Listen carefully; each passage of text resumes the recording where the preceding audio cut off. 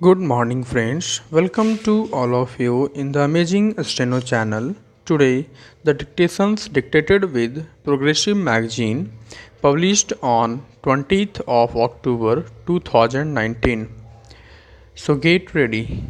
5, 4, 3, 2, 1. Start. India, as perhaps the one most responsible for converting the concern about environment from a concern of the affluent and elite to the concern of the poor and for the poor. Path breaking address at the UN Environment Conference in Stockholm in 1972 swung away attention from the peripheral issues of the environment to the real issues of the environment, that of the relationship between the environment and development. It is therefore appropriate that this award has been named after her. It is a testimony to her contribution to protecting the environment and to raising an awareness about the environment. Today, we need much more systematic study about how the environment links with development. The interlinkages, although they are there, are not known precisely enough. The connection between the specific causative factors such as degradation in or deforestation and how that affect the long term prospect or how that really affect the environment is still not known precisely enough to be assigned a specific economic value so that it can be measured and countered each plan or in each project. No further study is required to see that degradation of the environment also reduces development and degrades development.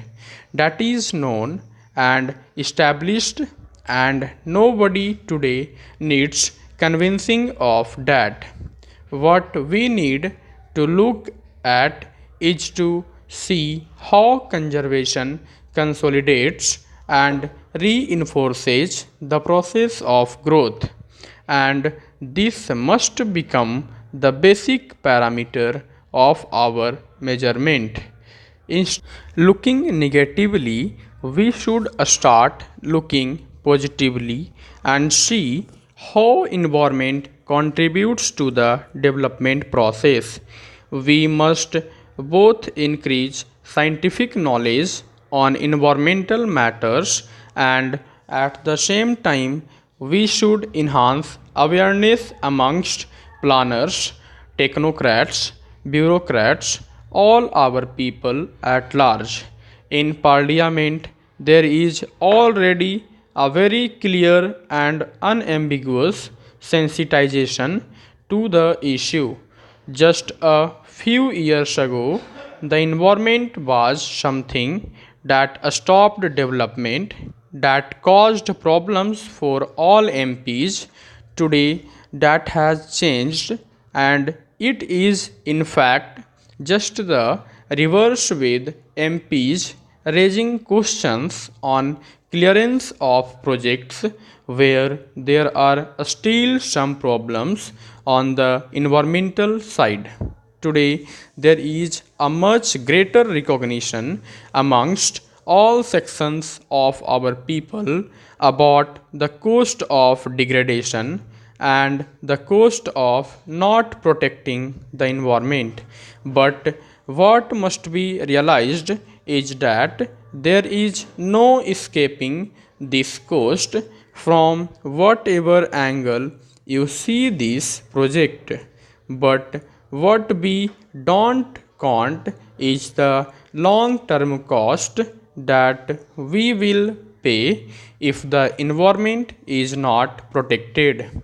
We might pay it, the next generation might pay it, perhaps a neighboring community might have to pay that price. But that price is there and it will be paid, it will be extracted, and our not including that cost in the cost of a particular project or development work does not remove that cost or hide the cost. It remains there.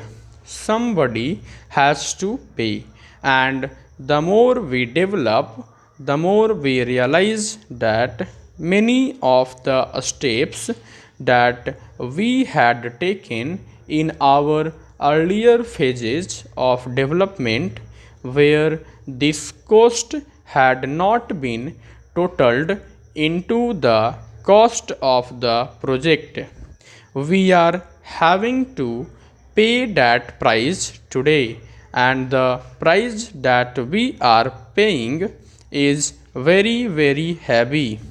It is very difficult to link things specifically, but almost everyone will agree that the droughts and the floods that we have had this year are influenced very substantially by the degradation of the environment, by deforestation, by various steps that we have taken without caring enough. This year it will cost us close to 3000 crores just in 1 year. That is, if we do not include the loss of production, it will still rupees 3000 crores. With the loss of production, it would be a vast figure. So the price is being paid.